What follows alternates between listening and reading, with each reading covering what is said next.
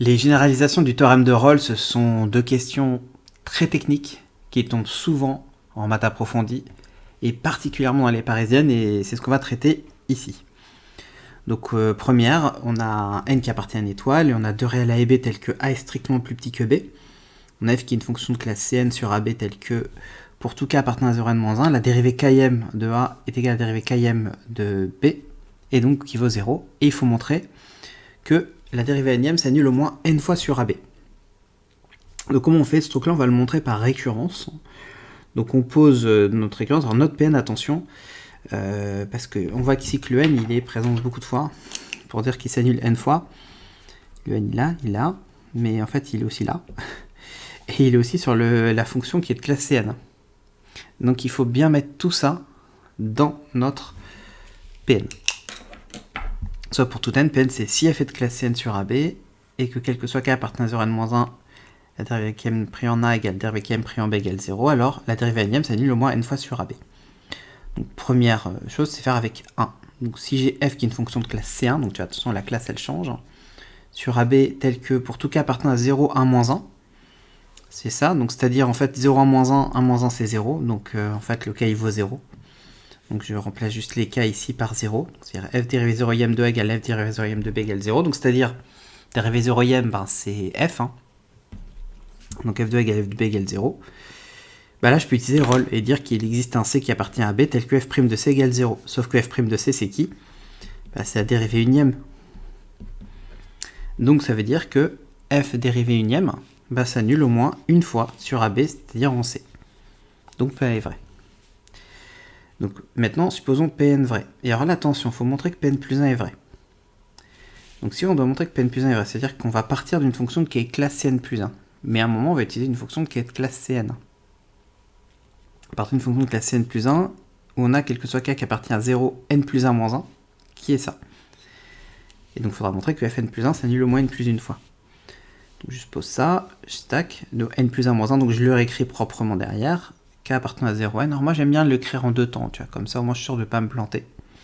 Au concours, faut toujours la jouer soft parce que le moins de petits trucs peut t'embrouiller. Donc on la joue cool. Et là bah, je me dis, je vais devoir utiliser un moment l'hypothèse de récurrence. Donc l'hypothèse de récurrence elle me dit quoi? Elle me dit que si j'ai une fonction de classe Cn sur AB, telle que j'ai ça, alors Fn, la dérivée n s'annule au moins n fois sur AB. Je me dis que je vais l'utiliser comme f est de classe Cn plus 1. Bah, f est de classe Cn, donc je peux utiliser sur f. En fait, j'ai deux possibilités, soit j'utilise sur f, soit je peux carrément l'utiliser sur f'. Parce que comme f est Cn plus 1, f' est de classe Cn.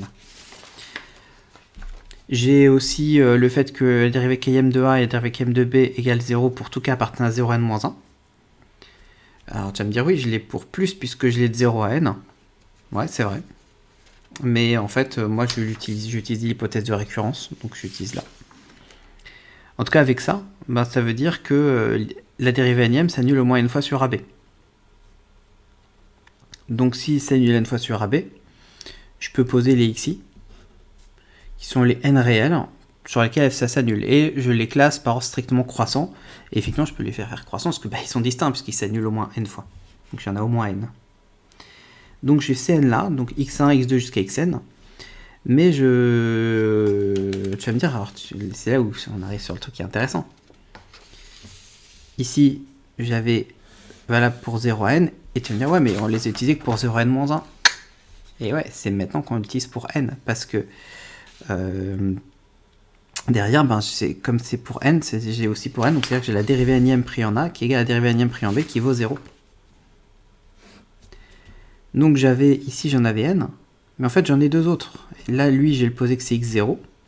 Et comme x1, il n'appartenait pas puisque c'était a ouvert, et qu'il appartient pas, le xn n'est pas égal à b non plus parce que b est ouvert, donc lui, je peux dire aussi c'est xn plus 1. Donc j'ai n plus 2 réels dans lesquels la dérivée km s'annule, ou enfin même la dérivée n s'annule. Attends, c'est plutôt la dérivée n ici, c'est pas km, c'est la dérivée n. Je corrigerai le truc sur le doc qui a téléchargé. Donc j'ai ça. Et ben là, moi je me dis, c'est pas mal ça, parce que j'ai n plus 2 réel sur là-dessus. Je peux faire peut-être du roll, parce que j'ai plein de valeurs qui sont égales. Donc pour faire roll, il faut que j'applique sur la dérivée énième. Est-ce que la dérivée énième, elle est C1? Oui, puisque comme f est Cn plus 1, la dérivée énième, elle est C1. Et j'ai appliqué roll sur quoi? Bien sûr, xi plus 1. Alors tu as le schéma, en fait, tu vois, c'est ce qu'on aime bien faire souvent. Là, tu as x0 qui est égal à 1. Là, tu as x1. Là, tu as x2. Xn moins 1, xn et xn plus 1. Et on sait que quand j'ai l'égalité, j'ai le C qui appartient. Donc ici, je peux dire, ouais, ben là, j'ai C1. J'ai le C1 dans lequel la dérivée, du coup, n plus 1 va être égale à 0. Là, j'ai C2. Là, j'ai C3. Etc. Donc, tu vois, quand j'ai 0, ça me fait 1. Quand j'ai 1, ça me fait 2. Quand j'ai 2, ça fait 3. Donc, quand j'ai n moins 1, ça fait Cn. Et quand j'ai n, ça fait n plus 1. Donc, tu vois qu'ici, j'ai n plus une valeur où ça sera f dérivée nième prime qui vaudra 0. Il ne me reste plus qu'à le démontrer. Donc, ça s'annulera au moins n plus une fois. Donc, je dis, la dérivée énième est contenue sur xi plus 1. Donc, l'intervalle là. Chacun des intervalles en fait, est dérivable sur l'intervalle ouvert, et la dérivée énième sont égales, j'aurais pu mettre égal 0 d'ailleurs, mais je précise pas pour montrer que je sais que j'ai pas besoin que ça soit égal à 0 pour utiliser roll, parce que souvent l'erreur que font les gens, ils croient que pour roll il faut que ça soit égal et égal à 0, or on avait vu dans la vidéo précédente que ça pouvait par exemple être égal à 4. J'applique le théorème de Rolle, il existe un CI appartenant à xi plus 1 tel que la dérivée n plus unième de CI est égale à 0. Donc pour tout i appartenant à 0n, il existe un CI, tel que la dérivée n plus unième égale 0. Or, ben, les xi plus 1, qui sont ces intervalles de AB, et en plus ils sont distincts, chaque xi est distinct. Donc j'ai, comme les CI appartiennent à chacun des intervalles, et que chacun des intervalles est distinct, ben, les CI sont tous distincts. Donc j'ai n plus 1 réel distinct, tel que la dérivée n plus unième de CI, prise en CI, vaut 0. Donc, la dérivée n plus unième, c'est le moins n plus une fois sur AB. J'ai bien. Donc, si Pn est vrai, alors Pn plus 1 est vrai. Donc, j'ai montré par récurrence que pour tout n appartenant à une étoile, Pn est vrai. Et c'est exactement ce que je voulais montrer ici. C'est assez technique. Hein. L'autre est encore aussi technique. J'ai n qui appartient à une étoile. J'ai deux réels A et B tels que A est strictement plus petit que B. J'ai f qui est une fonction de classe Cn sur AB fermée admettant n plus une racine sur AB. Je vais montrer que la dérivée énième admet au moins une racine sur AB. Alors c'est quoi la logique de celle-là? C'est en fait, tu sais, on va le faire avec, on va prendre n égale 5. Donc si j'ai 5, ça veut dire que ma fonction elle admet 6 racines sur AB.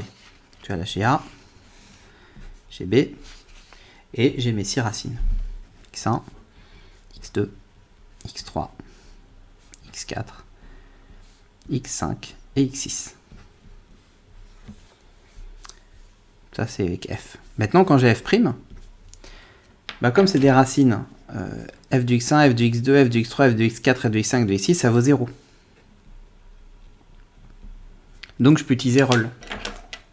Roll me dit que ici ben, j'ai, on va dire y1, y2, y3, y4 et y5. Et les f' du yi égale 0. Je réapplique roll. Comme j'ai f de y1 qui est y2, ben je l'applique ici. Et avec le f seconde, j'aurai un z1, z2, z3, z4. Et je redérive. F dérivé troisième. Et là, ça me fait un T1, T2, T3. Et je redérive. Et là, je vais avoir un S1, S2. Et je redérive, et la dérivée cinquième, j'ai pris n égale 5, et bien j'en ai 1. Et donc, il va rester, on va l'appeler U. Ou A1. Voilà. Et donc, j'ai la dérivée cinquième de présent 1 qui vaut 0. Donc, c'est ça, en fait, tu vois, à chaque fois, ben, j'en prends un là-dedans, et j'arrive là. Et ça, ben, on va faire une récurrence, mais attention, tu vois qu'ici, la récurrence, Elle est limitée parce que on ne change pas le n à chaque fois. Ici, notre n est fixé et c'est un cas à l'intérieur, enfin, donc ce qu'on appelle une récurrence finie. Donc, au départ, f admet n plus une racine sur ab, je nomme les xi, 0 i, n, ces racines. Et donc, tu vois, je fais une récurrence fermée pour tout cas appartenant à 0n, donc il y a une limite. Et la dérivée km admet au moins n plus 1 moins k racine sur ab. Comment je trouve ici? Ici, pour là, j'avais pour n égale 5, j'avais 6 racines. Pour n égale 1, j'avais 4 racines. Et donc, tu vois qu'en fait, c'est n plus 1. Donc, après, je dérive. Donc, en fait, je me dis, OK, il y en a n. Donc, ça fait n plus 1 moins 1. N plus 1 moins 2. N plus 1 moins 3. Ah, donc, en fait, c'est n plus 1 moins k. Avec le k qui est le dérivé effectivement en 0e, ben, fait n plus 1 moins 0. C'est pour ça qu'ici, on dit n plus 1 moins k racine sur ab. Tu vois, ces trucs-là, en fait, ça se fait pas de tête. Moi, je te conseille de les itérer, de faire un peu comme si tu étais un programme Python. For, tu fais une boucle for, en fait.